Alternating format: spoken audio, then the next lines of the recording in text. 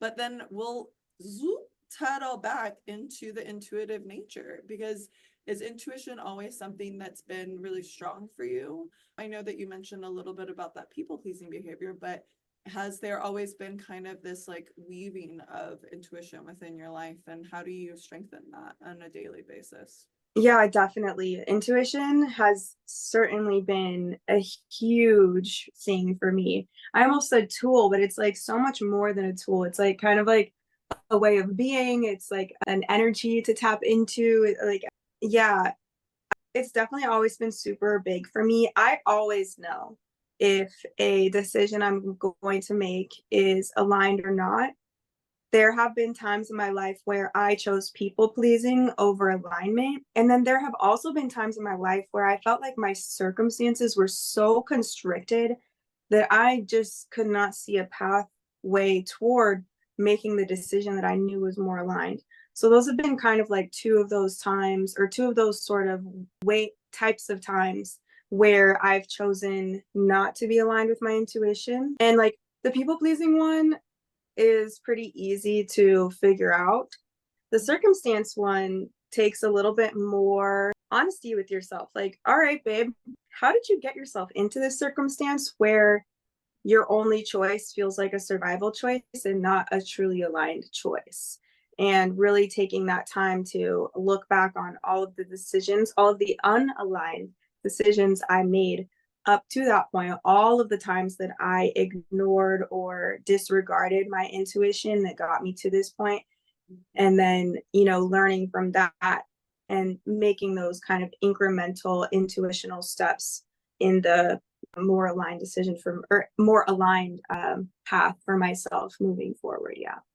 Well, and I love that you brought up the honesty factor, because I think, but it's probably more of a systemic, deep rooted like change that needed to occur, which Yeah. takes more effort, it takes more time, it takes more attention, it takes Yeah. more, like the excavation process, I feel like is so much more engaged and intensive that it just like, I think then, but I think the resistance, and this is something that I've always believed, is when you have a major resistance or there's a sense of discomfort or extreme, like even sometimes pain, sometimes that's the only catalyst that gets you to where you need to be. And so unless you're experiencing that firsthand, Yeah.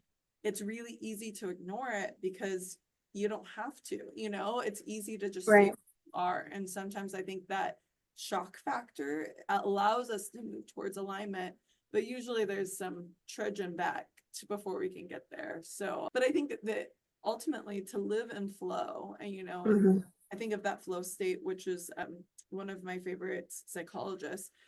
I always say his name wrong. I butcher his name. Do you know what I'm talking about? It's like Mihaly Csikszentmihalyi or Chicks. Anyway, Oh, I do know who you're talking about, and I also don't know. I have a podcast. Listen to the podcast. I pronounced it correctly there. I also corrected myself on the Nice. podcast. So You can put it in the show notes.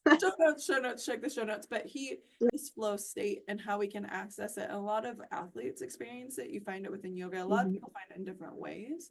But there is an opportunity where you stop thinking so much and you just are moving in this place of fluidity and in true like, and things just divinely fall into place without us having to force it, and I think Yeah. that that's that idea of flow, of finding alignment. And I think I've been thinking about this a lot ever since I read that quote about like less manifesting, more aligning, because I was like, Hmm. manifesting, I'm so good at the efforting part of it that I Yeah. almost hyper focus on the effort, that I Right. forget that there's also this element of surrender where things can just come to me, and all I Hmm. need to do is to be in alignment and to trust myself. I was at that yoga festival a couple weeks ago, and the little card I got, which I was so frustrated by, but it was like, which is just ridiculous because it's just me, but it was like, follow whatever feels good. That's actually how you were meant to arrive where you're meant to be. And it was like, there's a bigger lessons at play. And I was like, oh, just do whatever feels good.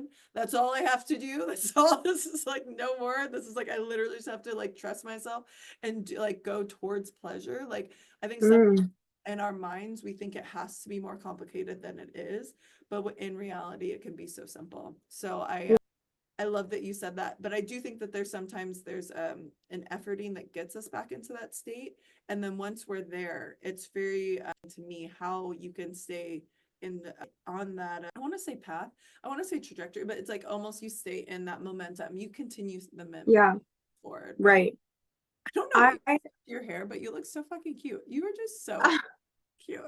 thank you. I know I'm like sitting here like looking in the camera, like, let me fix this. I just looked, I was like, wait, does she look different? I can't keep going. But how do you access that? And like Yeah, stay in that like mindset? Like what yeah. is it for you? Yeah, so I'm a big eco nerd, right? I actually have like a master's degree in environmental studies. And so I love nature metaphors. So I like to think of it like a river. Like, where and like because rivers, they have banks on either side. That's like your boundaries. There can also be some like obstacles to the flow, like maybe a big boulder, maybe a beaver has come in and built a dam.